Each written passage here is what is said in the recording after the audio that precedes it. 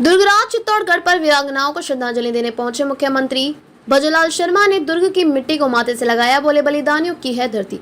चित्तौड़गढ़ में जौहर श्रद्धांजलि समारोह का आज मंगलवार को आखिरी दिन था। मुख्य आयोजन में राजस्थान के मुख्यमंत्री भजनलाल शर्मा, उद्योग एवं वाणिज्य, युवा मामले और खेल मंत्री राज्यवर्धन सिंह राठौड़ शामिल हुए।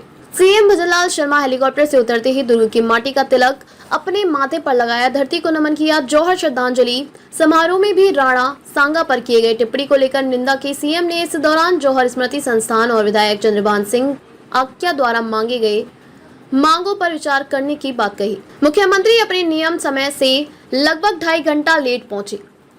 खुश हूं जो बलिदानी की धरती पर आया। जौहर श्रद्धांजलि समारोह का आज तीसरा और आखिरी दिन था। मुख्यमंत्री भजनलाल शर्मा ने चित्तौड़गढ़ की गाथा के साथ अपना संबोधन शुरू किया। इससे पहले वे दुर्ग पर बने हेलीपैड पर उनका हेलीकॉप्टर उतरा। उन्होंने हेलीकॉप्टर से नीचे आते ही सबसे पहले दुर्गराज चित्तौड़ की मिट्टी को अपने माथे पर तिलक लगाया। उन्होंने कहा कि मुझे खुशी है कि इस देश का सर्वोत्तम अकेला जो अपने स्वाभिमान के लिए माना जाता है, मैं आज यहाँ खड़ा हूँ। यह गलत साधारण स्थान नहीं है, बल्कि शक्ति, भक्ति, शौर्य की तपोभूमि है। यहाँ के कड़कड़ में वीरता, पत्थर पत्थर में इतिहास झलकता है, जबकि कंकड़ कंकड़ में बलिदान की आग भड़कती है। देश के कुछ अराजक तत्व भी हैं जो वीरों पर उंगली उठाते हैं, लेकिन वह भूल जाते हैं कि सूर्य को कभी कलंकित नहीं किया जा सकता। महान योद्धा राणा सांगा, इंडिया गठबंधन के लोगों ने जो टिप्पणी की है वह आपत्तिजनक है। राणा सांगा ने अपने शरीर में 80 घाव झेलकर दुश्मन के घर में जाकर लड़ाई लड़ी थी। उनके साहस और बलिदान का प्रतीक आज हमारे सामने है। उनका अपमान करते हैं जिनका नाम भी मैं लेना मैं भी उचित नहीं समझता। उन्होंने कभी इतिहास भी नहीं पढ़ा होगा, धर्म और सनातन के बारे में जानते भी नहीं होंगे। उन्हें देश से माफी मांगनी चाहिए और उन पर कठोर कार्यवाही होनी चाहिए। खेल मंत्री ने भी राणा सांगा पर किए गए टिप्पणी पर जताई आपत्ति। इसी तरह खेल मंत्री राज्यवर्धन सिंह ने भी कहा कि वीर योद्धाओं को अपमानित किया जा रहा है, जिनके कारण हमें आजादी मिली है। राणा सांगा को दिल्ली में गद्दार बोला जा रहा है। यह लोग वामपंथी विचार के हैं, जिनके कारण हमें आजादी मिली है। उन्हीं के नाम का फायदा उठाकर अब यह सवाल करते हैं। हमें आजादी देने वाले राणा सांगा के खिलाफ किसी की तरह की टिप्पणी को बर्दाश्त नहीं किया जाएगा। हम सभी को मैदान में उतरना होगा। सीएम बोले, आपका विधायक होशियार है। सीएम भजनलाल शर्मा ने विधायक चंद्रभान सिंह आक्या की तारीफ करते हुए बोला कि आपका विधायक होशियार है, एक काम लाते हैं लेकिन 2 काम लेकर जाते हैं। आते हैं तो सिर्फ इतना बोलते थे कि मिलने आया हूं, लेकिन साथ में 2-4 पेपर्स लेके आते हैं। उन्हें चिंता रहती है कि इसलिए अपने क्षेत्र के लिए मांगते हैं। मैं बता देना चाहता हूं कि आप लोगों में जो भी मांग की है उससे पर संस्कार संज्ञान जरूर लेगी। सभी के भावनाओं का ध्यान रखा जाएगा। निश्चित रहिए, जो मांगा है उसे पूरा करने की कोशिश की जाएगी। यहाँ के इतिहास को बनाए रखने की जिम्मेदारी हमारी है। अपने देश में या विदेशों में भी कहीं पर जाता हूं तो इस पवित्र भूमि का जिक्र जरूर करता हूं। यह सम्मान और स्वाभिमान की धरती है। यह रही मांगे। जौहर स्मृति संस्थान के अध्यक्ष रावत नरेंद्र सिंह राव विजयपुर और विधायक चंद्रभान सिंह आक्या ने राज्य सरकार द्वारा संस्थान को जो बजट दिया जाता है उसे बढ़ाने की मांग की है। इसके अलावा दुर्ग पर पहुंचने के दूसरे रास्ते को भी खोलने की मांग की है। विधायक ने रिवर फ्रंट का भी वापस मांग की है। हमारे विधायक को मंत्री बना दो। जौहर श्रद्धांजलि समारोह के दौरान जौहर सेवा संस्थान के अध्यक्ष ने अपने स्वागत भाषण के दौरान मुख्यमंत्री से कहा कि हमारे लाडले विधायक चंद्रभान सिंह आजा को मंत्री बना दो, ताकि यह हमारे लिए और अच्छा काम कर सके। इसके समर्थन में समझ में शामिल सभी महिला पुरुष ने हाथ भी खड़े किए हैं। सबसे पहले तो मुख्यमंत्री जी को धन्यवाद देना चाहता हूँ कि छोटे से आग्रह पर, हमारे आग्रह पर आप यहाँ पधारे।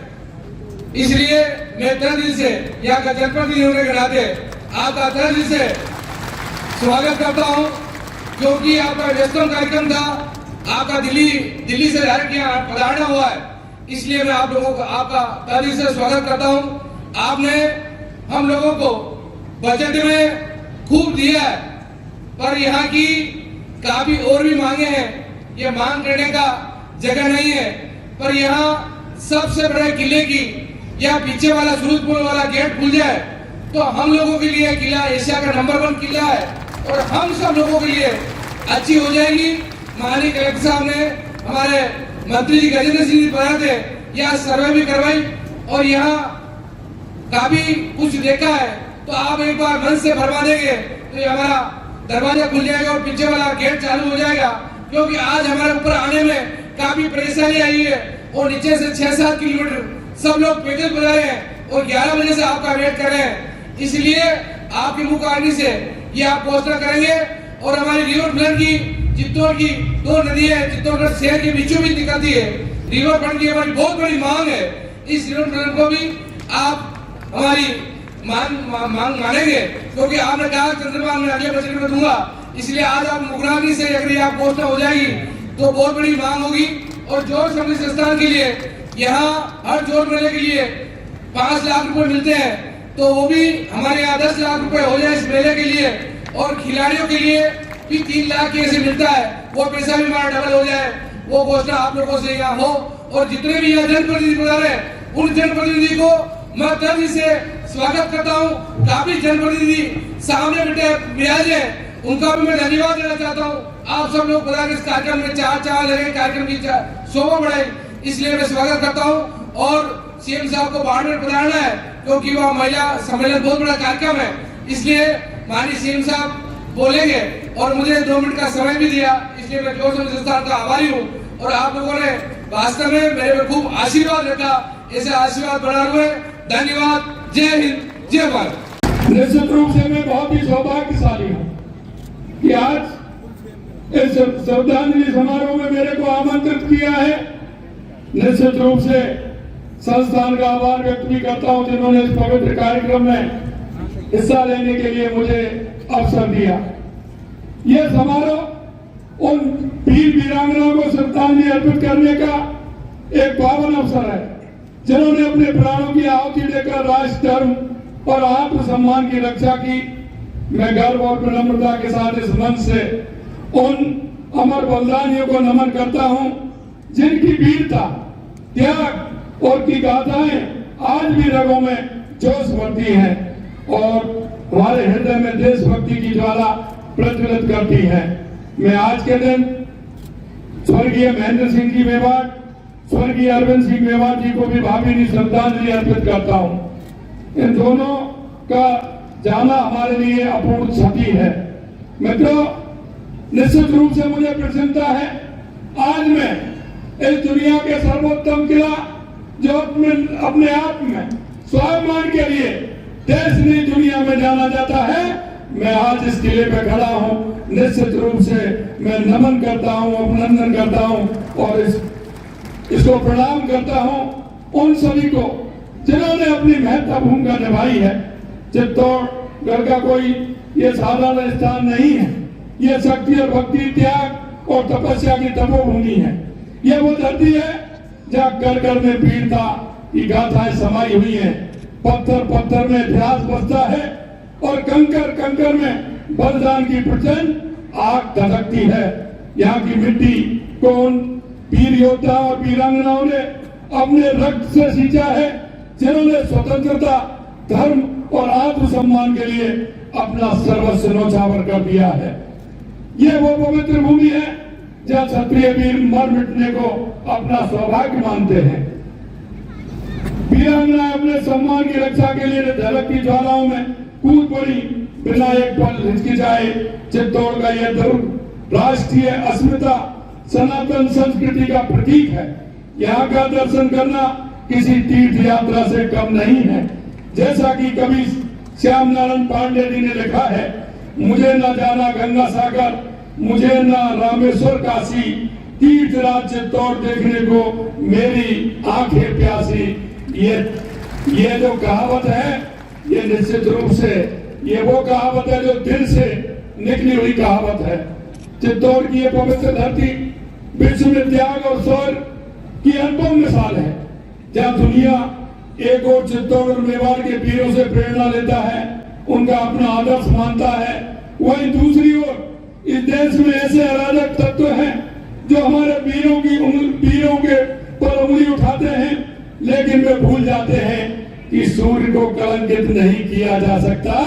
यह चित्तौड़ दुर्ग वो है, यहाँ की मेवाड़ की जो प्रतिष्ठा है, मेवाड़ का जो एक प्रतिभावान यहाँ की जो इतिहास है, उसको कोई नहीं मिटा सकता है।